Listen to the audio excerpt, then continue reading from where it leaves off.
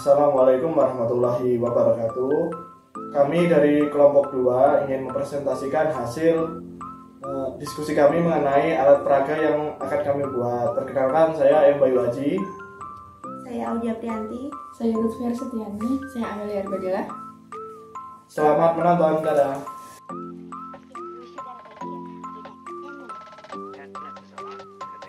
Masalah terkait pembelajaran IPA itu ada 5. Yang pertama itu rendahnya kemampuan literasi sains siswa Indonesia berdasarkan hasil PISA mencerminkan sistem pendidikan belum optimal dalam memfasilitasi keterampilan sains seperti penugasan konsep, penalaran ilmiah, dan penerapan pengetahuan. Yang kedua itu berdasarkan observasi.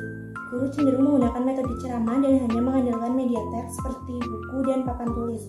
Kondisi ini menyebabkan pembelajaran IPA menjadi kurang menarik, monoton, dan abstrak bagi siswa. Lalu yang ketiga ada kurangnya perencanaan dan inovasi guru dalam menggunakan media pembelajaran yang dapat meningkatkan keaktifan, keterlibatan, dan ketertarikan siswa dalam belajar. Selanjutnya itu ada yang keempat, proses pembelajaran IPA berlangsung pasif dan kurang melibatkan siswa secara aktif dalam mengonstruksi pemahamannya sendiri. Yang kelima, keterbatasan media pembelajaran yang dimiliki oleh guru untuk menyajikan konsep-konsep IPA secara kontekstual dan konkret, khusus untuk topik siklus air. Selanjutnya ada analisis kebutuhan atau alasannya. Yang pertama, media diorama merupakan media 3 dimensi yang dapat menyajikan visualisasi konsep siklus air secara nyata dalam bentuk miniatur. Hal ini membantu memperjelas konsep abstrak menjadi lebih konkret dan kontekstual. Yang kedua, kelebihan media 3 dimensi seperti diorama antara lain yaitu memberikan pengalaman belajar langsung dan interaktif bagi siswa, menyajikan konsep secara konkret, bukan hanya verbal, menghindari verbalisme. Yang selanjutnya ada menunjukkan konsep siklus air secara utuh beserta komponennya. Yang selanjutnya ada memudahkan siswa memahami struktur, organisasi, dan hubungan antar komponen dalam siklus air. Yang ketiga, di mana media diorama sesuai dengan tahap perkembangan kognitif siswa SMP yang berada dalam tahap operasional konkret menuju formal. Media visual 3 dimensi dapat memfasilitasi transisi pemahaman dari hal-hal konkret menuju konsep-konsep abstrak. 4. Penggunaan media diorama dapat meningkatkan keterlibatan aktif siswa dalam pembelajaran karena siswa tidak hanya menerima informasi secara pasif, tapi dapat berinteraksi langsung dengan media. Yang kelima, media diorama dapat meningkatkan kreativitas dan inovasi guru dalam mengembangkan metode dan media pembelajaran yang variatif sehingga proses pembelajaran menjadi lebih menarik bagi siswa. Yang keenam, diorama merupakan media yang awet dan dapat digunakan berkali-kali sehingga lebih efisien untuk berinvestasi jangka panjang dalam meningkatkan kualitas pembelajaran IPA.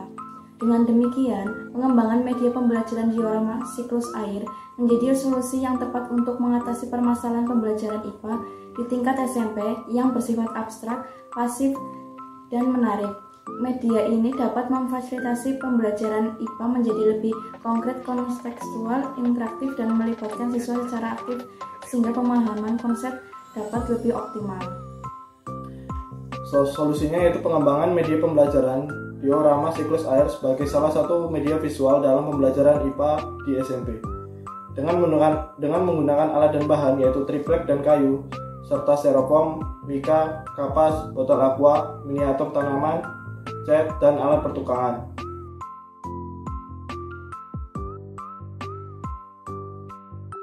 Dalam alat peraga kami menggunakan 2 alat peraga, yaitu ada mading siklus hidrologi dan juga ada alat peraga hidrologi itu sendiri.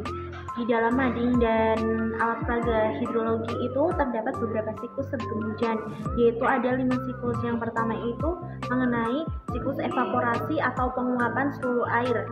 Dalam tahap ini terjadi penguapan pada air di sungai dan lainnya.